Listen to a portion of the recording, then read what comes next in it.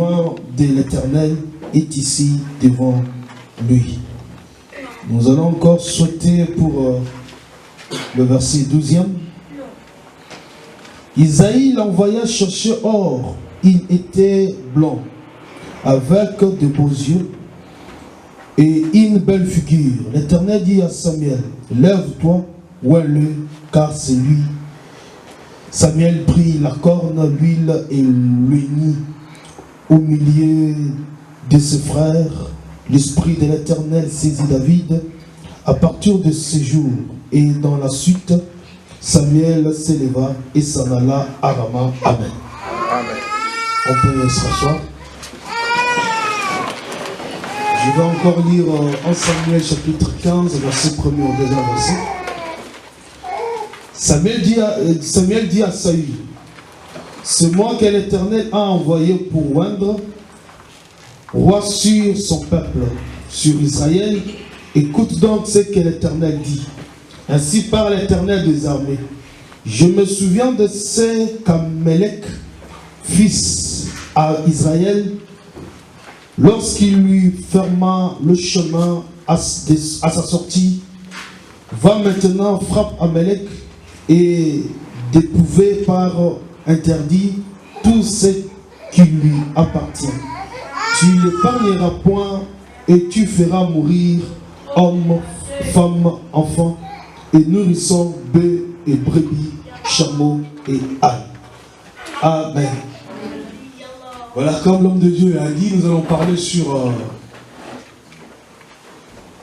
l'huile, l'onction. Dans l'Ancien Testament, lorsqu'on parle de l'onction, c'est-à-dire que Dieu a envoyé son serviteur avec l'huile pour oindre son serviteur. C'est-à-dire que l'homme de Dieu pouvait venir avec une cruche dans laquelle il y avait l'huile, ou bien un vase, et lorsqu'il s'approche, il oint ta tête et il proclame de bonnes paroles sur toi. Et en ce moment-là, on devrait dire que cette personne a été choisie, ou bien a été oint par Dieu. Il y a plusieurs exemples, comme celui de Aaron, qui a été oint comme souverain sacrificateur. Il y a aussi d'autres exemples comme de Saül, qui a été oint comme roi, et David, qui a été aussi oint comme roi. Dans le Nouveau Testament, lorsqu'on parle de l'huile de oindre quelqu'un, on ne voit pas encore l'huile. Aujourd'hui, nous avons le Saint-Esprit qui joue la place de l'onction. Le Saint-Esprit qui est l'huile que Dieu nous a envoyée pour ce moment. Alors, ça c'est ce que j'essaie un peu de vous faire comprendre afin que nous puissions entrer bien dans le vif du sujet. Alors, à cette époque où Dieu a choisi des peuples, la première personne c'était Saül. Saül qui a été choisi comme roi. Il devrait diriger le peuple de l'Éternel. Parce que le peuple se demandait, il priait à Dieu, il disait à Dieu, Seigneur, c'est jusqu'à quand? Donne-nous un roi. Alors, parce que le peuple de Dieu priait beaucoup, parce que le peuple de Dieu demandait un roi, l'Éternel Dieu a accepté de leur donner un roi. Pas selon son cœur, mais selon la prière de son peuple. À ce moment-là, Dieu a choisi Saül. Et Saül, lorsqu'il régnait sur Israël, la Bible nous a parlé qu'il était beau, la Bible a donné tous ses critères, caractères de Saül. Il était un homme bon. Mais ce n'était pas un homme qui devrait diriger ce peuple parce qu'il avait certains défauts en lui. Au début, Saül s'est bien comporté, mais à un certain moment, Dieu lui a envoyé pour qu'il puisse aller à Amalek et faire ce que nous avons lu dans le verset 15, tuer les enfants, le bœuf, les femmes et les hommes, et de ne pas épargner personne. Lorsque Saül est arrivé à Amalek, bien sûr il a tué, mais il a épargné certaines choses. Et ce jour-là, Dieu s'est enflammé. Il a dit, Saül, pourquoi tu m'as déshonoré? Pourquoi tu ne m'as pas respecté? Et à ce temps-là, Dieu a abandonné Saül. Et il s'est choisi quelqu'un d'autre, qui était David. Lorsque Samuel est arrivé dans la maison d'Isaïe, il me dit qu'il a regardé Eliab. Il a dit non, ça, c'est la personne que Dieu a choisie. Or, qu'en réalité, ce n'était pas Eliab que Dieu avait choisi. Et lorsque Samuel demande à Isaïe, présente-moi tous tes fils parce que l'Éternel m'a envoyé pour le oindre, pour oindre un roi parmi eux. Saïl a présenté tous ses enfants. Et d'abord Samuel, lorsqu'il regardait, se disait, parmi ses enfants, c'est Eliab, la personne que Dieu a choisie. Mais le choix de Dieu n'était pas sur Eliab. Le choix de Dieu était sur quelqu'un d'autre qui était David. Lorsque Samuel oignit David, c'est là où je vais un peu de parler. David était roi et il savait que j'étais un futur roi. Mais j'aime le caractère qui était en David. Malgré la promesse de la royauté qu'il avait, mais David est resté discret et puis humble. Aujourd'hui dans l'église, il suffit d'avoir seulement une petite prophétie. Que demain tu seras grand. Automatiquement tu changes tout. Tu verras l'église à 10 heures. Mais parce qu'on t'a dit demain tu seras grand. Donc toi tu dois devenir la dernière personne. Pour que le peuple de Dieu puisse voir que non, vraiment cet homme-là sera grand. Parce que les grands ne respectent pas les. Selon les Congolais. Surtout les Africains. David resta humble et puis discret. Lorsqu'il se présente devant Goliath, même lorsque sa famille, ses frères et tous les troupes d'Israël disaient, tu ne peux pas vaincre cet homme. David ne leur a pas dit que moi je suis pour devenir roi. C'est-à-dire que Dieu ne va pas accepter que je puisse mourir aujourd'hui. Non. David parlait, et lorsqu'il parlait, il mettait d'abord Dieu en avant. C'est-à-dire qu'il avait oublié tout ce qui pouvait être sur lui, toute cette gloire qu'il attendait demain. Il s'humiliait. Aujourd'hui, c'est l'onction qui pousse à quelqu'un d'être orgueilleux. Aujourd'hui, parce qu'on peut avoir des petites choses, et faire un petit miracle. C'est-à-dire que tu dois oublier Dieu, te mettre à la place de Dieu. Mais regardons dans les églises comment les gens se comportent. Parce qu'il est dans une assemblée qu'il dirige, il dirige 100 brebis, 100 membres. Automatiquement, il peut vous raconter des témoignages qu'il n'a pas fait. Tout ça parce que vous avez une petite preuve de ce qu'il a fait hier et qu'aujourd'hui il peut tout ajouter pour que vous puissiez l'honorer. Il prend la place de Dieu. Frère, l'onction ne peut pas nous pousser à être orgueilleux. Mais l'onction doit nous pousser à la crainte de Dieu. C'est comme je l'avais dit la fois passée. Lorsque je parlais, c'était la nuit dernière, le 31, j'ai dit, l'apôtre Paul dit, tout ce que nous avons, nous l'avons reçu. Il n'y a personne qui sait acheter quelque chose de soi-même. Tout ce que nous avons, nous l'avons reçu. Et si nous l'avons reçu, pourquoi devons-nous nous glorifier, nous enorgueillir? David était resté humble. Et il n'a pas dit à Samuel, Samuel, tu sais, toi tu es homme de Dieu, mais moi je suis roi. C'est-à-dire que j'ai le pouvoir de t'ôter la vie. C'est-à-dire que tu dois commencer à me respecter. Non. Même le prophète Nathan, lorsqu'il était venu, après la mort de Saül, David étant roi, il respectait beaucoup Nathan. Il avait la considération vers Nathan. Enfin, quelque chose c'est qu'on peut être dans la vie. Mais nous devons du respect aux hommes de Dieu. Ces gens-là sont rois. Quel que soit leur âge. Quel que soit. Regardez. L'homme de Dieu, tu ne peux pas le voir selon tes yeux. Mais considère l'appel qui est en lui. Considère l'onction qui est en lui. Parce qu'il ne parle pas bien français. C'est-à-dire que non, lui ne peut pas servir Dieu. Non. Parce qu'il ne parle pas bien anglais. C'est-à-dire que non. Regardez, nous sommes humains. On peut être fort et faible dans la vie humaine, mais être très fort en spirituel. Et si Dieu a accepté cela, c'est parce qu'il sait pour le pourquoi. Tu ne peux pas juger l'homme de Dieu selon tes principes et tes caractères. Tu dois suivre l'homme de Dieu selon la Bible. Aujourd'hui, Dieu a élevé les gens, quel que soit leur âge. C'est parce que c'était déjà une prophétie qui a été dite.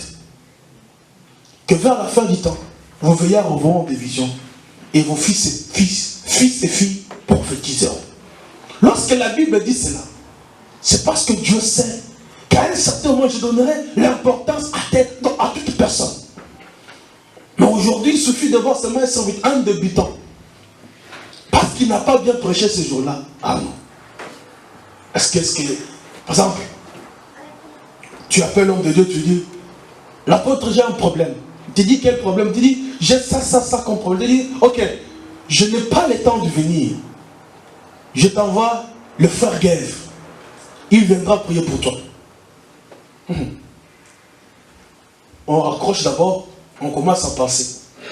À 90, j'ai donné mon âme à Dieu.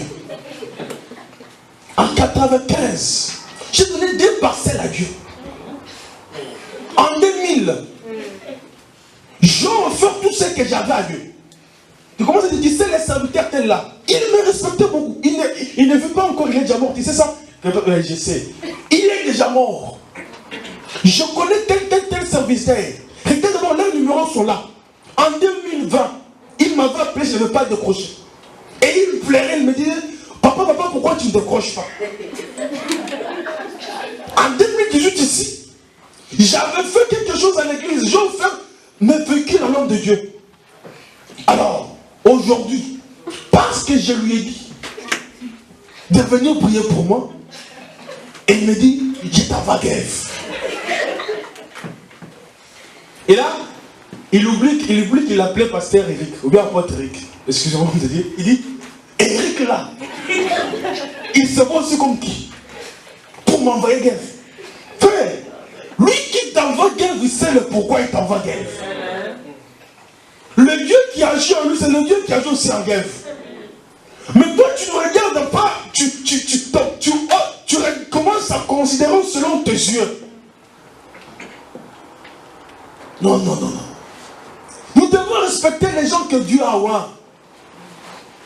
C'est pour cela que dans le ministère, on arrive à un certain moment où Dieu, on consacre l'homme de Dieu. C'est-à-dire que c'est à ce niveau-là qu'on le ouin. On le bénit, on dit tu es consacré dans tel ministère. Il y a des gens qui ont déjà atteint cette dimension. Mais ça ne peut pas dire que lorsque quelqu'un n'est pas consacré, il n'est pas serviteur de Dieu. Et si vous voulez respecter l'homme de Dieu, respectez la ceinture qui entoure. Lorsque le frère garçon te parle, tu ne regardes pas la personne qui te parle, mais c'est de regarder l'homme de Dieu qui lui a mandaté et le Dieu qui a mandaté l'homme de Dieu. Mais non, toi, tu regardes seulement, il a quel âge lui? Il a quel âge lui? L'onction doit être respectée. Dans l'Ancien Testament, Dieu choisissait les gens qu'il mettait au-dessus d'une génération. Ou bien qu'il mettait au-dessus de son peuple. Mais dans le Nouveau Testament, il y a cette grâce-là. Comme le jour de la Pentecôte, ils étaient tous dans la chambre haute et l'Esprit était sur eux. Aujourd'hui, Dieu a placé son esprit en nous. C'est-à-dire qu'il a oint chacun de sa façon. Par exemple, nous, il nous a oint et il nous a appelés à son ministère pour le servir. Toi, peut-être tu es oint dans tel domaine, d'autres dans l'autre. Mais nous a appelés à lui servir. Et lorsqu'on les sert, on les sert par rapport à l'appel qu'il nous a appelés. Frère, l'apôtre Paul dit, ce n'est pas un privilège de servir Dieu, mais la nécessité m'en est imposée. Il y a des fois, on se dit, mais pourquoi on ne pouvait pas aussi vivre comme tel? Pourquoi Dieu a pris cette charge, il l'a mis sur nous? Vous savez, l'œuvre de Dieu pèse. Moi, des fois, il m'arrive de pleurer même dans ma chambre. Je me dis, mais pourquoi on m'a imposé une telle vie? Il y a certains serviteurs qui ont commencé à servir Dieu à 40aine, 50aine. Mais pourquoi on m'a pris dès le bas âge? Enfin, des fois, on refuse de faire certaines choses. Non pas parce que la Bible le refuse. Et non pas parce que c'est mauvais. Mais on refuse seulement pour garder votre foi. C'est-à-dire que je vis une vie triple. On vit une vie selon la parole de Dieu. On vit une vie. Donc, on vit une vie pour la parole de Dieu. On vit une vie pour moi-même. Et je vis une vie pour vous. Donc, l'homme de Dieu tel qu'il est là, il a toute une charge de tout un chacun de vous. Il sait que tel n'aime pas ça. Tel n'aime pas ça. Tel n'aime pas ça. Tel n'aime pas ça. Vous savez, Dieu nous a créés différemment. Toi, tu peux aimer les riz et l'autre n'aime pas les riz. Toi, tu peux aimer ça, l'autre, tu peux aimer ça. Alors, l'homme de Dieu, lui, son problème maintenant, ce sera de se comporter selon tout le monde. Se comporter pour plaire à chacun de vous. Et vous comprenez, c'est une lourde charge. Et une telle personne, si vous ne le comprenez pas, c'est tellement difficile. Je parlais du Saint-Esprit qui est en nous. Et qui nous utilise et qui nous aide. Le Saint-Esprit, c'est qui? Le Saint-Esprit, c'est Dieu lui-même. C'est-à-dire que Dieu a une partie dans chacun de nous. Toi, tu peux être l'œil. L'autre peut être la main. Mais l'œil ne dira pas à la main que non, je suis plus fort que toi parce que moi je vois. Non. Maintenant, si tu veux manger, qui va t'aider pour manger? Alors, nous devons nous comprendre selon la partie que nous sommes. Le pied ne peut pas jouer le même rôle avec la main. Restons dans la parole et honorons les hommes de Dieu. Et nous les hommes de Dieu, et vous tous, parce que tous nous avons le Saint-Esprit, qu'on a désiré un jour. Nous devons marcher conformément à la parole de Dieu pour garder cette onction qui est sur nous. Pour garder cette huile qui est sur nous. Comment vous marchez? Regardez, aujourd'hui Satan est entré dans le cœur des hommes et dans leurs pensées pour essayer un peu de changer les choses. C'est-à-dire là où il y avait un péché et que l'homme qui est conscient que c'est un péché, ça te dit, non, tu sais ça, lorsque tu fais ça, ce n'est pas un péché. Tu n'as pas menti, mais tu as appliqué la sagesse. Ça, ce n'est pas les mensonges, ça c'est la sagesse.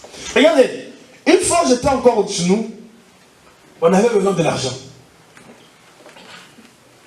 Alors, il y a un serviteur qui était avec lui, il me dit, mais, parce que c'était dans ma cellule, il me dit, ne reste pas comme ça. Malgré qu'on a beaucoup demandé l'argent, mais on doit avoir aussi cet argent-là pour que nous puissions avancer. J'ai dit, ouais, ça je sais. Mais je dis, mais comment je vais encore demander cet argent? Parce qu'il ne faut pas dire la raison. Ça serait un peu honté pour la maman. Il m'a dit, non. Essaye un peu de chercher, non seulement une autre chose là qui colle. Tu dis, nous cherchons l'argent pour ça, mais tu cherches pour l'autre chose. J'ai dit, mais ça c'est mentir devant la chair. Il me dit, non, c'est pas mentir. Ça c'est un mensonge sain. C'est pour la bonne cause. Je dis, frère, est-ce que ça se ressemble? Tu dis, mensonge sain. Des fois, il nous arrive de faire certaines choses qui sont contraires à la parole de Dieu. Mais Satan essaie de le changer. Lorsque Satan vient chez Ève pour commencer à lui parler, Satan n'a pas commencé à dire, Ève, il faut manger le fruit. Non, il a d'abord commencé à demander à Ève, qu'est-ce que Dieu vous a interdit de faire? Il veut d'abord écouter ce qu'Ève pouvait lui dire, afin qu'il puisse entrer. Et nous avons ces chrétiens-là. Et lorsqu'il dit non, Dieu veut que tu sois comme lui. C'est-à-dire, le diable, s'il t'attaque, il va t'attaquer par rapport à tes mots, par rapport à ton comportement. Alors nous devons faire attention. L'apôtre Paul dit, n'attristez pas le Saint-Esprit. Il y a beaucoup de chrétiens aujourd'hui qui ont attristé le Saint-Esprit. Homme de Dieu, ne vous y trompez pas. Je connais beaucoup de serviteurs de Dieu, mais aujourd'hui, lorsque tu le regardes, ce qu'il était, ce qu'il est, non, je ne peux pas comparer. La Bible dit, une faute te fera perdre ton héritage. Et on n'a pas dit grande faute ou petite faute, mais une faute. Tu peux commettre mal et tu ne sais pas les conséquences. Je connais des hommes de Dieu aujourd'hui, ils regardent des petits. Tu commences à prêcher à Ottawa, tu commences à prêcher au Canada. Ah non. Mais tu regardes lorsque tu dis non, tu dis, mais toi tu pouvais faire mieux que moi. Aujourd'hui, si tu ne fais pas, c'est parce que tu n'étais pas droit sur ton chemin. L'onction qui était sur toi n'est plus là. Saül, il avait oublié que la royauté a un début, a une fin. Il a commencé à désobéir à donc il se voyait lui au temple. Or que Dieu étant Dieu, il a de plans A, B, C, D jusqu'à Z. Lorsqu'il avait péché, Dieu a pris quelqu'un d'autre, il l'a remplacé. Moi, lorsque j'ai commencé l'œuvre de Dieu, commençait parce qu'on avait suspendu quelqu'un. On le suspend, on me dit, petit, tu le remplaces. Il me dit, mais je veux le remplacer comment? Remplace. Ah, un diacre à cet âge, remplace. Et dès ce jour-là, j'ai accédé au ministère. Et lui là, bien sûr, c'était un ancien, il est plus vieux que moi. À un certain moment, il manquait comment me parler. Parce que dans l'œuvre de Dieu, il y a les anciens, il y a des nouveaux. Il y a aussi les supérieurs, il y a aussi les inférieurs. Alors, lorsqu'il voulait m'envoyer, il me regardait, il me dit, ah, est-ce que petit, je peux l'envoyer? Est-ce que c'est petit? Je peux faire ça, je peux faire ça. Donc, il regardait l'âge, mais il ne voyait pas encore l'âge. Parce qu'il pouvait lui dire, c'est toi qui modères demain. Toi qui es venu en retard, tu ne modères pas. Maintenant, il me regardait et me dit, ah, tout ça pourquoi? C'est parce qu'il y a une faute qui a été commise hier. Et quelqu'un d'autre t'a remplacé. Faisons attention. Gardons l'esprit qui est en nous. Honorez les hommes de Dieu. Ce n'est pas parce qu'il est petit que tu peux tout faire. Homme de Dieu. Homme de Dieu. Et tu n'as pas oui. Prends-moi ce sac-là. Annule-le-moi. Non. Parfois aussi, nous pouvons voir qu'il y a certaines choses qu'on ne peut pas faire. Vous savez, si vous respectez les serviteurs qui œuvrent ici, même les gens qui sont dehors respecteront l'église. Mais lorsque vous ne leur donnez pas de l'importance, sachez que c'est la honte à votre église. Et si quelqu'un fait du mal, le saint serviteur, tu vois que non, il n'a pas bien fait. Il ne faut pas propager le mal qu'il a fait. Viens auprès de lui, dis-lui, homme de Dieu, regarde ce que tu as fait. Ça, ce n'est pas bon, on fait comme ça, on fait comme ça. Et lui va te regarder et lui dire merci. Et moi, je pense que les hommes de Dieu ont toujours tendance à bien l'écouter. Amen. Et s'il ne le fait pas, tu reviens encore, tu dis, mais je t'avais dit ça, ça, ça. Et si tu ne le veux pas, là, tu tombes auprès du pasteur. Pasteur, regarde ça. Non, toi, tu as vu le mal. Au lieu de partir devant du pasteur, tu commences à appeler comme regarde ce que tel a fait. Ta salutation, c'est bonjour frère, bonjour. Lui là, regarde ce qu'il a fait. Non. Nous devons nous supporter les uns les autres. L'apôtre Paul dit, n'abandonnez pas notre assemblée, comme c'est la coutume de quelques-uns. Cette église vous appartient. Il ne faut pas seulement aimer l'homme de Dieu qui vient ici, qui passe. Yaba shiba la kata, yaba shobo, yaba sheka. Là tu regardes, tu dis, yaba, yaba, yaba. Dans les yaba là, il n'y a pas de la sanctification. Ne vous y trompez pas. Parler en langue ne peut pas dire que tu es le Saint-Esprit en toi. Aux hommes de Dieu, à l'homme de Dieu, nous, j'essaie des sorciers qui parlaient en langue. Amen. Et que nous avons fini par délivrer. Et lorsqu'il parle en langue, ce n'est pas parce qu'il parle par force. Il y a un esprit qui l'anime à parler. Toi, tu es en train de devenir quelqu'un, et lui est en train de parler en langue. Mais attends, c'est qu'est-ce que tu es en train de dire? Certains s'arrêtent maintenant sentimental. Il suffit seulement d'écouter une chanson comme ça, ils commencent à parler. Mais ce ne sont pas des langues de Dieu aussi. L'église aujourd'hui est impressionnée. Comme il y a un frère chez nous là-bas, il écoutait la chanson de Michael Jackson. Et trop de prières, il priait. C'était en anglais. Et lui, il n'écoutait pas l'anglais. Il prie. On était avec les gens, on tourne. Ouvre, il ouvre. Et le frère lui dit, mais qu'est-ce que tu es en train d'écouter? Qu'est-ce que tu es en train de faire? Oh non, j'écoute la chanson aussi, ça m'inspire beaucoup. On est resté dans les sentiments. Et là, lorsqu'il y a ces sentiments, il n'y a pas Shabbat sort. Et lorsqu'il n'y a pas Shabbat sort, non, il a Dieu. Aimez qu'on vous parle de la parole, parce que la parole vous amènera quelque part. N'aimez pas trop de prophéties, ne vous attachez pas aux prophéties et aux prophètes et au spectacle. Aujourd'hui, il suffit de prendre une toge rouge. Et je viens ici avec ma robe rouge et avec une croix ici. Maman, tiens-toi debout. Et là, tu te tiens debout. Roule-toi par terre. Et la maman va se rouler. Mais si je veux dire, maman, Quand un Christ sera sauvé, nous avons beaucoup entendu ça. Ça, on a écouté, on a écouté. C'est pour ça aujourd'hui, le mot que Dieu te bénisse n'a pas de force. Combien de fois es-tu venu et tu ne vois rien? C'est parce que la personne qui fait d'abord sortir, que Dieu te bénisse, il fait sortir ça pour faire sortir. Et celui aussi qui reçoit le Dieu te bénisse, dit aussi Amen, que Dieu te bénisse aussi. Ah, frère, une bénédiction, on te la donne. Et toi, tu remets. Aujourd'hui, nous avons détruit tout parce qu'on a ramené l'œuvre de Dieu dans les sentiments. Et nous avons oublié l'onction qui est sur nous. L'homme de Dieu, tu ne vas pas voir tout ce qu'il fait. L'homme de Dieu, s'il a le Saint-Esprit, la Bible dit l'Esprit de Dieu, c'est l'Esprit de la justice. L'Esprit de la vérité. L'Esprit de la douceur. Il sera humble. Donc, il va vous écouter, vous considérer. Et laissez-moi vous dire, vous avez un bon homme de Dieu ici. La porte que j'ai toujours regardé, vous savez, moi, l'homme de Dieu, je le regarde, lorsque je te regarde comme ça, d'abord mes yeux, d'abord charnels, d'abord voir que tu es un homme de Dieu.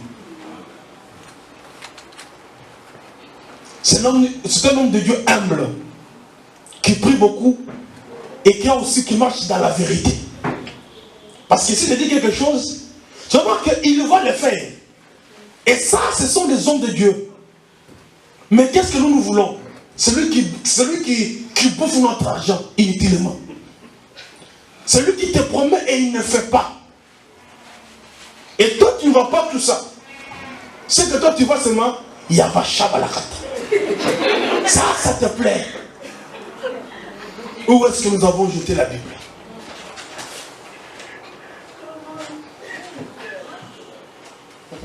Être chrétien, savoir l'ADN de Dieu. Ok, on m'ajoute 5 minutes. Merci beaucoup, l'homme de Dieu. Être chrétien, c'est savoir l'ADN de Dieu. Si tu appartiens au Père, sache que tu veux ou pas, on ira chez un médecin, il dira que regarde ton sang là. Ton sang et son sang, c'est pareil. C'est comme ça aussi avec un chrétien. Le sang et le sang de Christ sera pareil. Mais toi, ton sang est rempli de péchés. Et tu montres, regardez, des fois nous ne sommes pas bénis, on nous maudit. Pourquoi on nous maudit? Parce que les hommes de Dieu qui passent pour nous prêcher ne marchent pas conformément à la parole de Dieu. Prêche. Et toi là tu penses que je suis béni? Non. Non. Aimons la vérité. Lorsque tu fais mal, tu dis que non, mon frère, tu n'as pas bien fait. Aimez de telles personnes. Et ce qu'il m'a dit encore, ce qu'il a dit le 31 décembre, il dit, j'apprends toujours. Et c'est ça que j'ai toujours remarqué en lui. Tu vas lui dire, l'homme de Dieu ne fait pas comme ça, on fait comme ça, tu dis, ah ok. Et il n'y a pas seulement ok, tu vas voir qu'il va faire ce que toi tu lui avais dit. Mais l'église n'est pas gentille. Lorsque l'homme de Dieu est humble, c'est-à-dire que nous devons monter sur lui. Donc lorsqu'on s'humilie, c'est pour vous donner du poids. Et nous aussi, et vous aussi, rendons-nous ce poids-là.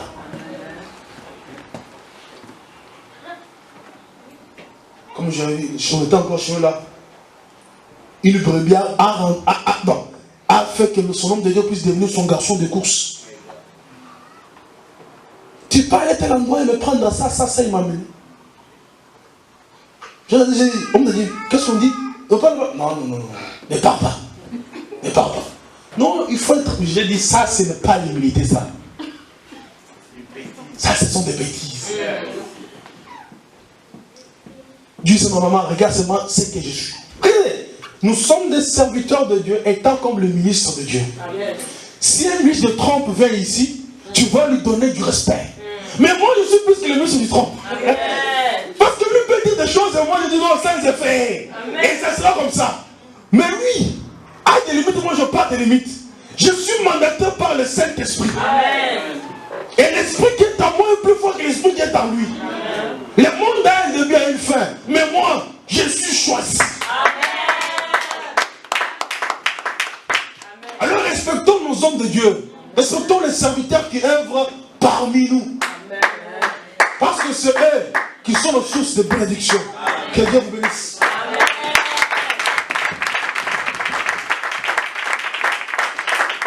Amen.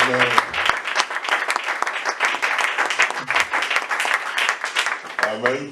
Amen. Dieu le veut. Que Dieu te bénisse. Amen. On va courir dans les temps. On va donner les communiqués et puis on va d'abord commencer avec les offrandes. Nous bénissons l'Éternel pour cette parole. Que cette parole puisse prendre place dans nos vies. Au nom puissant de Jésus-Christ. Amen. D'abord, avant de commencer les communiquer et puis de vous donner la vision pour 2000, dans mon porte-monnaie, il y a une feuille, tu peux me l'amener s'il te plaît. La vision pour 2019. Qui se rappelle d'abord de notre vision qu'on avait dit pour 2018? On avait fait même une émission avec Doc, si je me rappelle, par rapport à ça. Qui se rappelle? Mais comment vous allez savoir si les choses que je vous dis, ça vient de Dieu ou ça ne vient pas de Dieu? J'ai mis une porte devant toi que personne ne peut fermer. Amen. On a commencé avec ça en janvier. Et j'avais dit que l'année 2018, Dieu va ouvrir des portes que personne ne va fermer. Vous savez, en 2018, on a émaillé beaucoup de combats. Et si ce n'était pas Dieu, peut-être on allait fermer cette église. Mais 2018 était une année de confiance. Une année où Dieu confirmait non seulement son message, mais son église aussi. Amen. Et nous avons vu cela. Il y a des portes qui se sont ouvertes à 2018. Ces portes-là ne peuvent plus jamais se fermer. Et dans certaines vies aussi en 2018, Dieu a ouvert certaines portes très importantes. Il y a certaines personnes qui ont eu des bons travails, d'autres des papiers, d'autres qui ont des promesses, beaucoup de choses. Mais par rapport à l'église, c'était une année, vous savez, quand l'enfant naît, grandit, à un certain moment, il a besoin de la confiance. L'église avait besoin de cette confiance. Aujourd'hui, on peut monter sur le toit et crier que Dieu est avec nous. Amen. Non pas parce qu'on était parfait, non pas parce que tu étais parfait, mais parce que Dieu nous a soutenus. Et vous savez, dans la marche chrétienne, même dans la marche de tous les jours, on a besoin de cette confiance. Arriver à un point où tu te dis qu'il pleuve, qu'il neige, ça va réussir dans ma vie. C'était ça 2018. Comme je dis le 31 décembre, le plus important, ce n'est pas de ne pas avoir les combats. Parce que dans la vie, tu auras toujours des combats et des oppositions. Mais le plus important, c'est de te focaliser sur les combats qui sont en avant de toi. Parce que les combats qui sont en avant de toi peuvent t'empêcher d'avancer. Mais celles qui sont à côté de toi ou derrière toi t'amènent à distraction. Amen. Et 2018 nous a vraiment aidé à faire asseoir, parce que nous bâtissons cette église, pas seulement une église, je vous dis toujours, nous bâtissons une culture. Nous avons un message pour l'église. Qu'on peut être élevé, comme dit l'évangile, c'est élevé, rester humble. Qu'on peut avoir l'argent et rester humble. Qu'on peut avoir le don le plus grand au monde et rester humble. C'est une mentalité qui n'existait plus à l'église de nos jours. Et Dieu nous a donné cette charge lourde de bâtir une communauté. Nous ne bâtissons pas une église, nous bâtissons un royaume. Des jeunes gens capables de travailler, d'avoir un appartement et de vivre dans la sanctification. Des jeunes gens capables d'aimer Dieu plus que toutes choses. Et pour cela, on a besoin de l'onction. Je vais juste donner quelque chose et puis on va continuer. Jésus-Christ dit, l'Esprit de Dieu est sur moi. Et cet Esprit m'a oint. Il y a des dimensions. Tu peux être rempli du Saint-Esprit, mais ne pas avoir l'onction. Est-ce que tu m'as compris? Tu peux être rempli du Saint-Esprit et ne pas avoir l'onction. Parce que l'onction est liée au service. L'onction est liée à un service. On te oint pour faire un travail. Quel que soit le travail. Donc toute personne qui ne fait pas un travail à l'église locale ou à l'église corps du Seigneur, en réalité il n'est pas oint. Parce que l'Esprit de Dieu en toi t'amène la nature de Dieu parce que tu as accepté Jésus-Christ. L'Esprit de Dieu fait en sorte que tu puisses naître dans un monde qui est le monde de Dieu parce que tu as reçu Jésus-Christ. Mais l'onction, c'est par rapport à un travail. Il est temps que l'Église comprenne Même pour ton mariage, tu as besoin de l'onction. Parce qu'en réalité, tu ne te maries pas parce que ton homme était content de ta taille. Non. Parce que tu as un rôle à jouer dans sa vie. Parce que tu es le facteur déterminant qui fera en sorte que ton homme entre dans sa destinée. Je veux que les jeunes femmes de cette église et les jeunes hommes de cette église puissent comprendre que toutes choses que tu acceptes par tes capacités naturelles ou normales t'amènent dans la normalité. Mais toutes choses que tu acceptes avec une onction t'amènent dans l'extraordinaire. Parce que l'enfant de Dieu ne peut pas vivre dans la normalité. Il y a des principes normaux et administratifs que Dieu a donnés. Que même quand un païen les respecte, il voit les résultats dans sa vie. La Bible parle du travail. Toute personne qui travaille fort dans sa vie, il verra les résultats, il aura l'argent. Mais il y a une différence entre quelqu'un qui travaille fort et quelqu'un qui travaille sous l'onction. Une différence avec quelqu'un qui utilise ses capacités intellectuelles, parce que c'est important, c'est un principe. C'est pour ça quelque part dans la Bible, je ne sais pas si c'était écrit, Paul dit quand il réfléchissait. C'est important, c'est pas mal. Mais une différence qui utilise sa tête et une personne qui est loin. Parce que quand tu es loin, en réalité, tu fais ce travail à la place de Dieu. L'onction, en fait, c'est le mandat que Dieu te donne comme si lui-même faisait ce travail-là.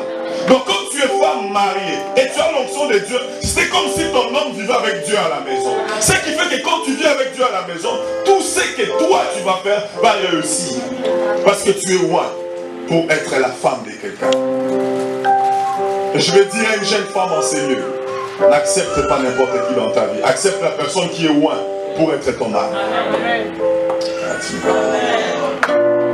La personne qui est loin pour être ton mari va t'aider à entrer dans ta destinée et à maximiser ta vie. On n'a pas le temps. Soyez remplis. C'est la part de qui? Je vais remercier l'église. Ah, maman Camille. Ok, on va laisser un petit 5 minutes à maman Camille. Je pense qu'on va avancer parce qu'on risque de déconfiner, parce que je sens déjà que je vais parler sur l'onction. Il faut qu'on désire l'onction plus que toute chose. Parce que l'onction en toi, c'est Dieu agissant en toi. Il y a une différence entre la dimension de Dieu habitant en toi et Dieu agissant par toi. Amen. On continue ça. Amen. Communiquer. Je dis qu'il y a une différence entre la dimension de Dieu habitant en toi, parce que tu es le temple du Saint-Esprit, et Dieu agissant par toi. Quand Dieu commence à agir par toi, ça veut dire que Dieu n'a pas de corps, il n'a pas de mains, il n'a pas de pieds. Tes pieds deviennent les pieds de Dieu, tes mains deviennent les mains de Dieu. C'est ça l'onction. Voilà pourquoi Saül pouvait avoir une armée. Saül pouvait avoir l'expérience parce qu'il était roi avant David. Il pouvait avoir tout ce que David n'a pas, matériellement. Mais lui, là, David, était tout. Et Saül n'a pas pu tenir. Beaucoup de nous choisissent de s'équiper matériellement, intellectuellement et physiquement. Ils oublient que le physique a des limites, mais l'onction n'a pas de limites. On est arrivé à un certain moment où les parents désirent l'onction pour éduquer leurs enfants. Un enfant qui est éduqué par un parent qui est sous l'onction est différent de l'enfant qui est éduqué à un parent qui n'a pas l'onction. Pour finir, je donne un exemple. Il y a l'un de mes fils ici. Pendant que tout le monde, vous connaissez ces témoignages-là, il était à l'internat, tout le monde est parti pour aller prendre les fétiches. Ils étaient à combien? 8 ou 7. Tout le monde est passé sauf lui. Pourquoi? Parce que son père était un homme de Dieu. Et son père l'éduquait sous l'onction de Dieu. Même quand son père n'était pas là, lui était à l'internat, mais l'onction de Dieu est avec lui à l'internat. Ok, on va seulement continuer. Que Dieu vous bénisse, est-ce que tu peux acclamer pour Dieu?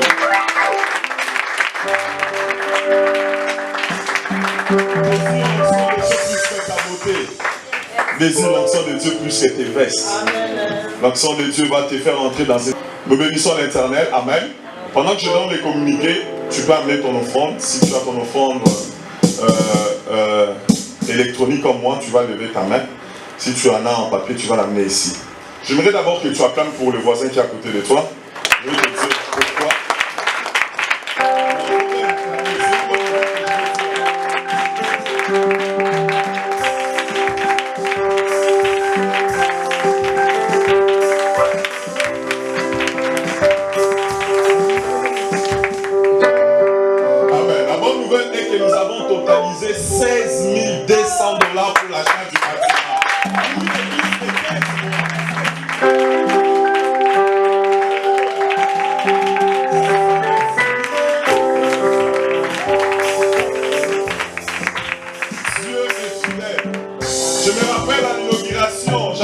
juste lancé un mot. J'ai dit, le jour qu'on va quitter cette salle, on va acheter une salle. Je n'y croyais pas, moi-même. Et pendant que je priais pour ça, un jour, j'ai vu en vision, on avait totalisé un montant et il nous manquait un montant. J'ai vu le pasteur Marcelo en vision. Il est venu, il m'a donné le montant qui manquait. Depuis ces jours-là, je suis tellement sûr parce que quand Dieu te visite, deux fois, il peut prendre les corps ou l'image d'un homme de Dieu. Surtout un homme de Dieu que tu aimes et que tu respectes. Depuis ces jours-là, je suis sûr, avec ou sans contribution, on va acheter la salle. Amen. Parce que Dieu est derrière nous. Donc nous avons totalisé 16 200. Ce soir, vers 19h, nous avons une réunion avec la comptabilité. Moi, selon mes calculs vite fait, si je fais, parce qu'il faut qu'on vous donne les détails, je pense qu'on a, depuis qu'on a commencé l'église en septembre 2017, je pense qu'on est dans plus de 24-25 000 $ qu'on a pu récolter en, c'est combien de mois déjà? 16 mois. Et ça, c'est la main des yeux. 25 ou 24 000 $ en 16 mois. Donc, on a dépensé pour la salle. Surtout l'action du 6, ça nous a pris beaucoup d'argent. Parce qu'on était presque dans les 2200, 2300, juste les 6. Donc, nous bénissons l'Éternel pour cela. Et je veux que tu puisses dire à la personne qui est à côté de toi, parce que tu donnes ta dîme, que l'Éternel te bénisse. Amen. Cet argent a été bien utilisé. Cet argent est dans notre compte de l'église. Et je pense qu'il nous faut 40 000 $ pour qu'on puisse avoir cette petite salle. On commence à atteindre la moitié. Donc je t'encourage, toi qui travaille. On a fait un petit calcul. J'ai fait un petit calcul vite fait. Simplement avec nos dîmes, nous qui travaillons à l'église, sans pour autant te pousser. Il ne faut pas attendre que je vienne dire ici, qui a 5 000 $, il aura la version 5 000 $. Je ne le ferai pas. Amen. Pas dans cette église. Amen. Toi, amène ta dîme. Et quand Dieu te parle, comme il a parlé à certains d'entre nous qui ont donné leur contribution, amène ta contribution et respecte la voix de Dieu. Amen. Et tu verras la bénédiction de Dieu dans ta vie. Nous, on ne bâtit pas cette église sur les impressions comme d'autres églises.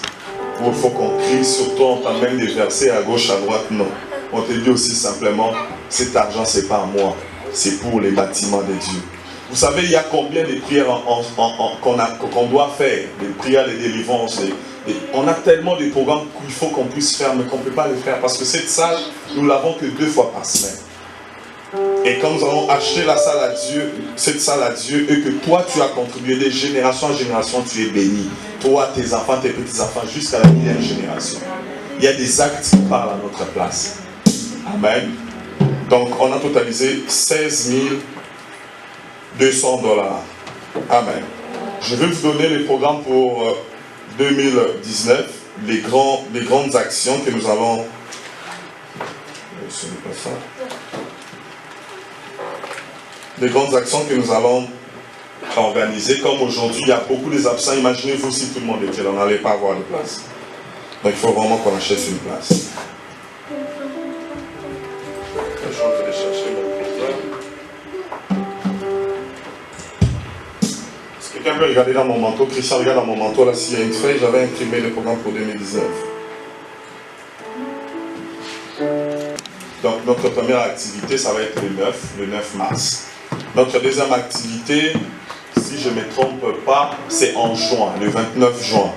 Le 29 juin, on va faire une retraite de 3 jours. Ça sera dénommé, on va commencer à faire ce genre de retraite une fois par année. Le thème sera de la honte à la gloire. Bon, on va prier ensemble pendant 3 jours et les derniers jours, un samedi, nous allons faire une croisade dans la grande salle en bas. Et nous allons inviter notre sœur Dena parce qu'elle tarde à répondre. Je pense qu'on va déjà chercher les plombés. J'ai demandé aussi qu'on contacte le frère Michel Bakenda. On va mettre beaucoup d'argent dans cette action le 29 juin pour que entre Dena et Michel Bakenda puisse venir. Donc ça va être le 29. On va commencer d'abord le 26. 3 jours de jeûne et de prière. Et ces 29 là, c'est une croisade où on va pour la première fois prier pour les malades, prier pour les aveugles, prier pour les paralytiques. Moi et tous les corps pastoraux, je pense déjà tous les mois des gens on va monter pour préparer ça. Quand je priais pour ça, je voyais ça déjà en esprit. C'est un jour où Dieu va vraiment se manifester. Et on va commencer une nouvelle histoire dans cette église après ces jours-là. Pour peut-être la première fois au Canada, vous allez voir des miracles authentiques. Amen. Parce que Dieu sera avec nous. Donc on va travailler ça dans ce sens-là.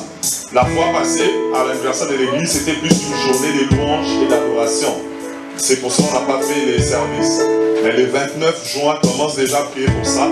On va faire un service pour prier pour les gens. Donc à part ça, en août, on aura une action avec la jeunesse. C'était en juillet, mais on l'a mis en août. Parce que le dernier samedi de août, pourquoi? Parce que ça va être, je pense, l'école rentre en septembre. Comme c'est la jeunesse, généralement, juillet, août, beaucoup de jeunes voyagent, surtout les étudiants internationaux. Alors, on va mettre ça les derniers samedis en août. Là, on est sûr que tout le monde est là.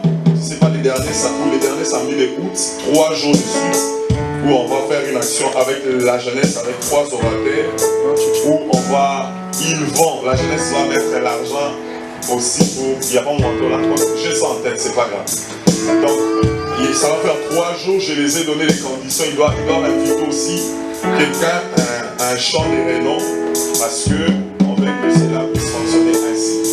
Et puis les 5 octobre, on va fêter notre 2e anniversaire. Amen. Le 5 octobre, on va fêter notre 2e anniversaire, ça va être une journée de louange et d'adoration. On pourra inviter le frère Moula Jackie en Europe parce qu'il va nous coûter moins cher. Avec ce qu'on a à l'église, on a la capacité d'envoyer une invitation à un chantre et il aura des visas facilement. Donc on va prendre un chantre qui va nous coûter un peu moins parce qu'on aura déjà beaucoup dépensé en juin. Et je prie, ce n'est pas une prophétie, mais je prie mon Dieu que notre 2e anniversaire, qu'on puisse le faire dans notre salle. Donc, au plus tard, le 5 octobre, on va être dans notre salle et puis on va faire notre 2e anniversaire là.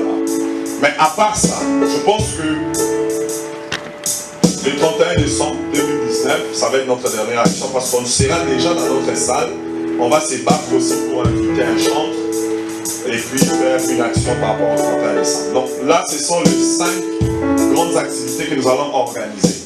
Mais à part ça, on va faire des barbecues aussi avec la jeunesse. On va faire des séminaires avec la jeunesse. Et je suis en train de réfléchir, de trouver un endroit où, minimum une fois par mois, je vais commencer à prier avec la jeunesse.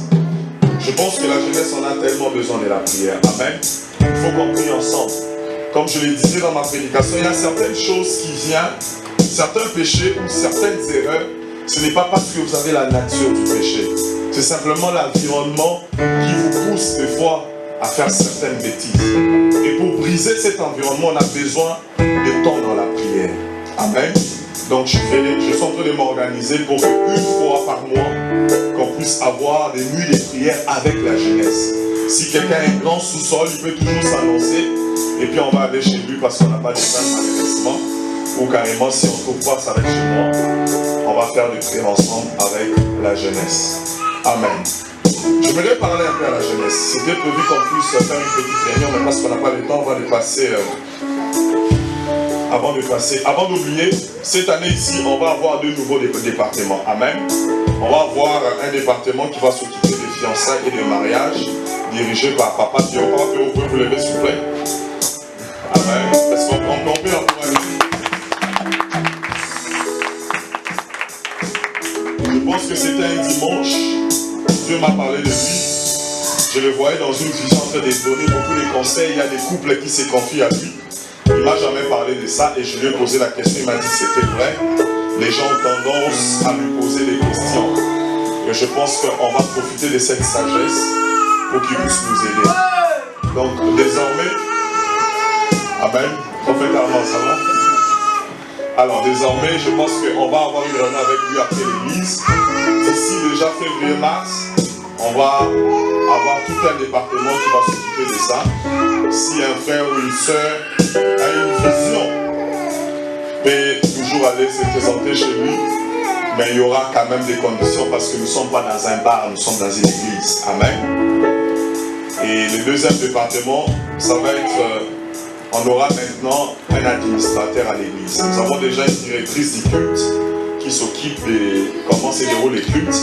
Maintenant, nous allons avoir un administrateur. Ça veut dire, lui, son travail, ça sera de mettre en œuvre la vision de l'Église. Donc ça veut dire, là j'ai énoncé les 4 grandes activités qu'on va faire. Lui va s'assurer qu'on a l'argent pour ça. Lui va prendre les rapports de la comptabilité, comment on a, combien on a. Vous savez, il faut toujours se mettre, il faut toujours agir selon les principes. Amen. Les systèmes, je suis en train d'établir un système. Ça ne va pas être les pasteurs, même si je ne le fais pas, ça va être une autre personne qui va commencer à savoir, on a autant, on a besoin de budgétiser nos activités, budgétiser nos actions sociales, tout ce qui est administratif, faire les rapports annuels. Comme là, je viens de faire les rapports annuels, Revenu Canada, il faut faire les rapports annuels. Toutes ces choses, c'est l'administration de l'Église qui va s'en occuper. Et la personne qui va être l'administrateur de l'Église, c'est notre papa Augustin. Papa Augustin est devenu secrétaire.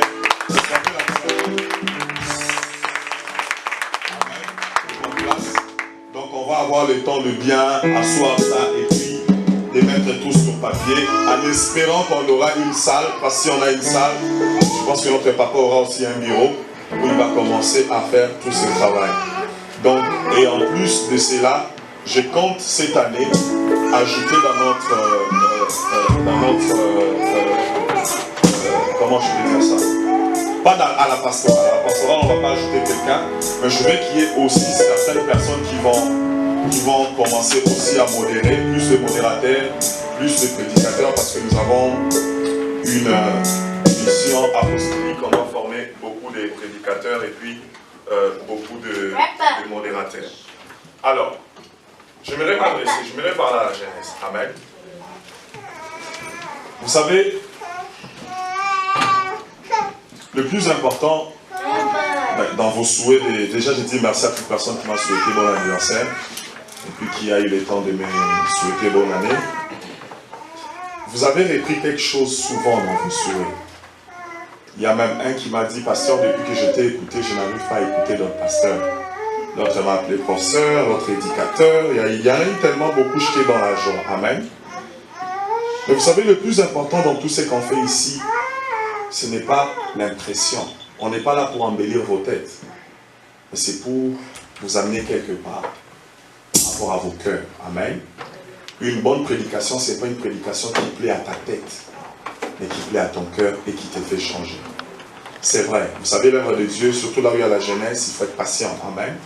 Ne pensez pas que je viens d'une autre génération. Je viens de cette génération. Et je comprends certains défis. Je sais que nous sommes dans une période où la plupart des jeunes ici à l'église sont entre 20 et 30 ans. Et c'est à cet âge où on prend les bonnes décisions de la vie et surtout les mauvaises décisions de la vie. Ma première recommandation à la jeunesse ce matin est de vous demander d'être patient. Soyez patient, mes amis. La vie est compliquée. Une seule décision peut détruire toute une vie. Et quand ta vie est détruite, tu détruis la vie de ton environnement et la vie de tes descendants. Nous avons des gens aujourd'hui qui regrettent les décisions qu'ils ont prises pendant qu'ils étaient entre 20 et 30 ans. Je n'ai pas dit que toutes les décisions qu'on prend entre 20 et 30 ans sont mauvaises. Non. Mais soyez patients. Ça, c'est les 1. Et soyez bien motivés. Deuxième chose. Quand tu prends une décision, surtout par rapport aux fiançailles, c'est de ça que j'allais parler. Fiançailles, mariage, parce qu'il n'y a pas de copinage à l'église. Je vais vous donner la différence. À l'église, si tu penses être capable de te marier dans minimum ou maximum 3 ans, minimum 2 ans, tu peux déjà faire parvenir ton souhait à Papa Pierrot. Et lui, par rapport à comment on va travailler ensemble, te dira quelles sont les étapes à suivre. Si tu n'es pas sûr que la personne que tu veux proposer, tu vas les marier ou la marier, n'ose même pas te présenter. Parce qu'à l'église, il n'y a pas de copinage. Et si tu n'es pas prêt ou prête de te marier dans les 2 années qui suivent, ne nous amène pas ces bêtises-là. Est-ce qu'on est d'accord? Si tu penses dans les 2 années qui suivent, maximum 3 ans. Et quand je dis 3 ans, c'est si tu as rencontré des difficultés. Du genre, tu es prêt, mais quelque chose qui ne fonctionne pas peut-être de l'autre côté, ou la belle famille, ou l'argent, des choses comme ça. C'est des choses qu'on comprend. Mais toi, tu es prêt. Mais si tu es encore en train de patiner toi-même, tu ne sais même pas. Comme on dit, ok, qu'on reste d'abord ensemble, on va voir là où Dieu va nous amener. Non. Comment ça là où Dieu va t'amener? Donc quand tu allais parler là, Dieu ne t'avait pas encore parlé. Ces bêtises-là pas à l'église. Amen. Mais je comprends qu'entre 20 et 30 ans, c'est des idées qui viennent. On n'est pas dans la planète Mars, on est passé par là. Moi, votre pasteur, je me suis marié, j'avais quel âge? Sans te dire l'âge que j'ai maintenant. Attends. 26 ans. 26 ans, je me suis fiancé. À 27 ans, je me suis marié. Je me suis fiancé à 26 ans. Amen. Donc, au Congo, pas ici. Pendant que les gens se mariaient moyennant 40-45 ans, moi, je me suis marié à 27 ans. Pourquoi? Parce que j'avais dit, moi, j'ai commencé à prêcher, j'ai été consacré, j'avais 20 ans. 19 ans, je commençais à prêcher. À 20 ans, j'étais consacré pasteur. Je dis, Seigneur, je m'aimerais vivre dans la sanctification. J'étais entré dans une retraite où j'ai prié pendant 3 jours. J'ai veillé. Je priais la journée, je me reposais un peu, je priais la... Amen. Et Dieu m'a donné les deux choses. Je me suis fiancé à 26 ans. C'est un témoignage, je ne le connais pas mal.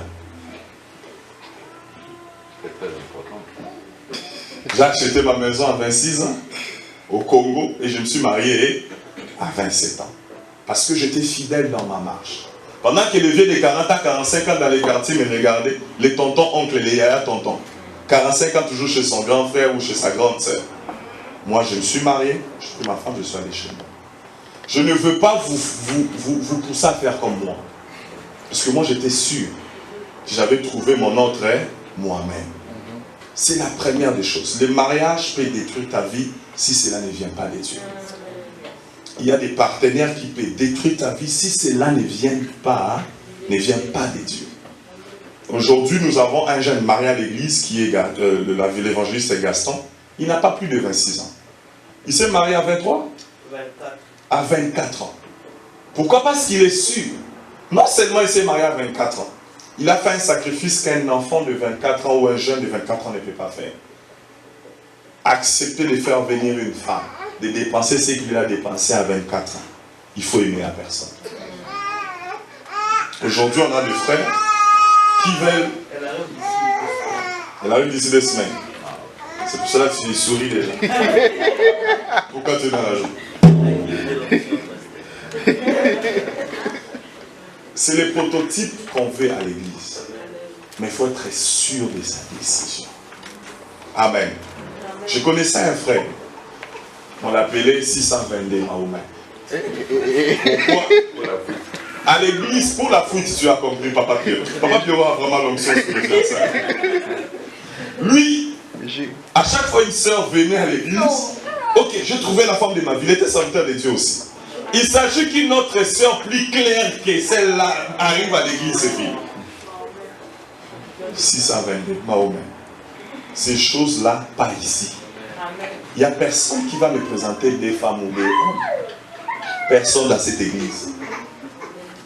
Troisième chose, tous les ouvriers, surtout les leaders, et surtout si tu es dans la parole ou dans la modération,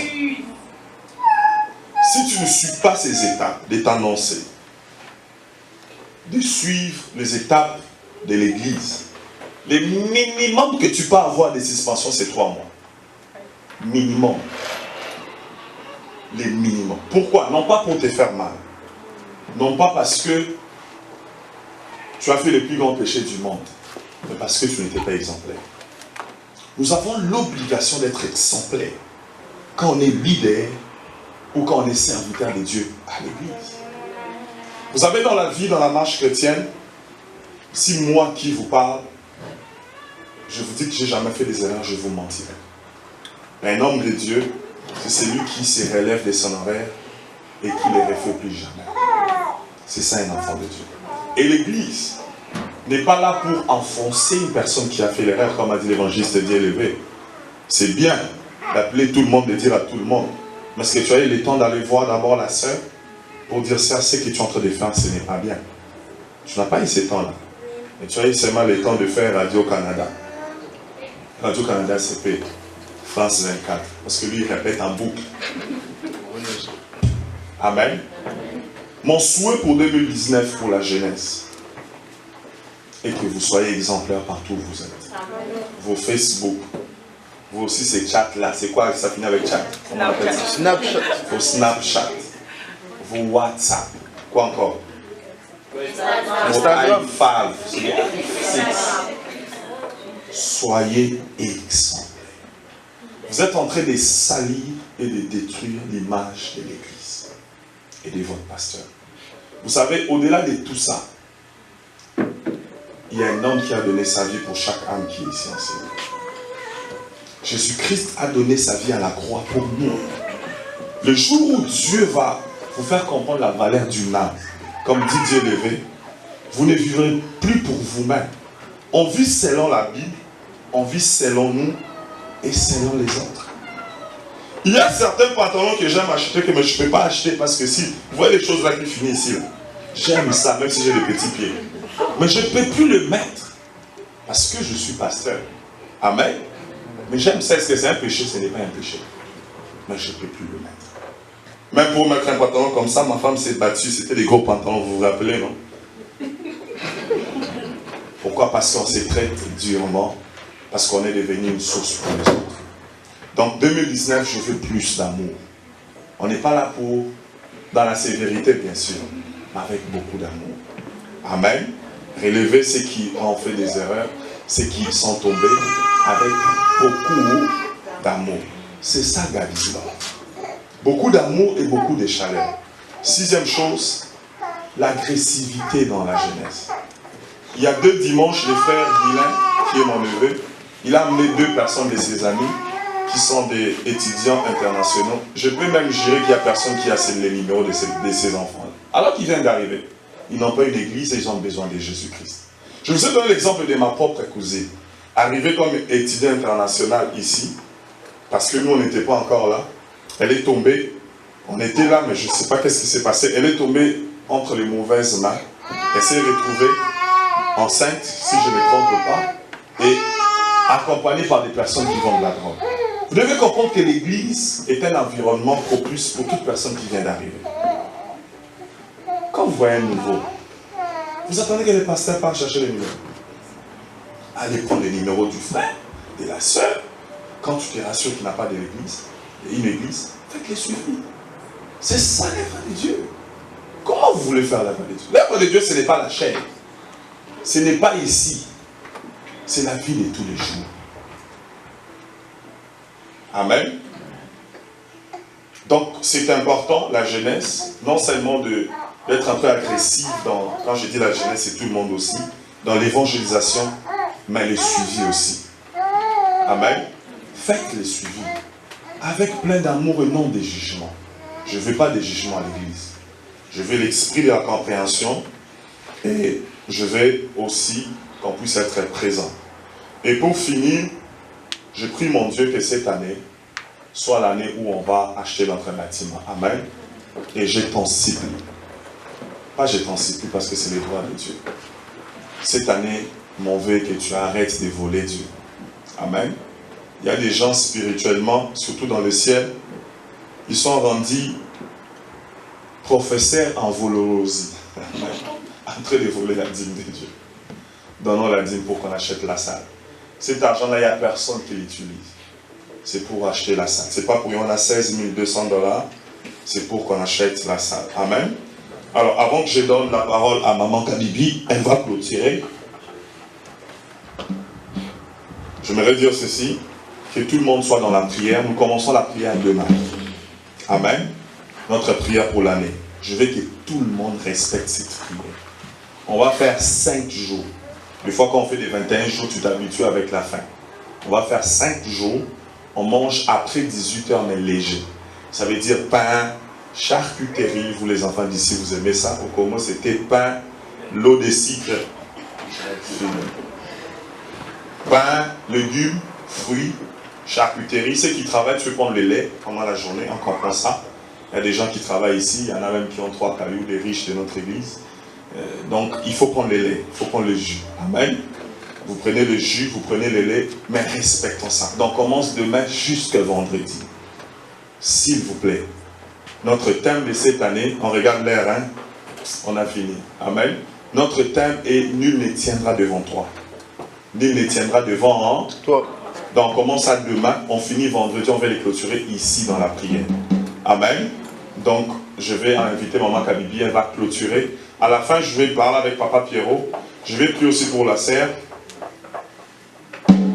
Béni, je vais prier pour toi à la fin.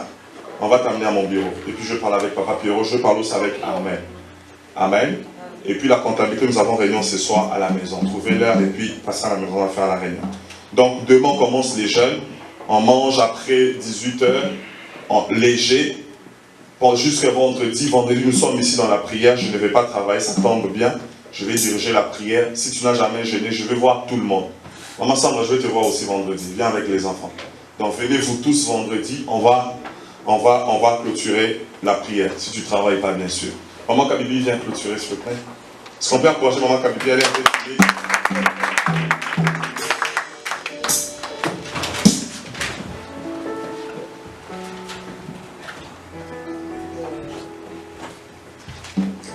Amen. Je voulais juste dire un grand merci à l'église. J'avais perdu ma grand-mère au pays. Vraiment, vos mots d'encouragement, c'était beaucoup pour moi. Vraiment, j'ai dit merci à tout le monde.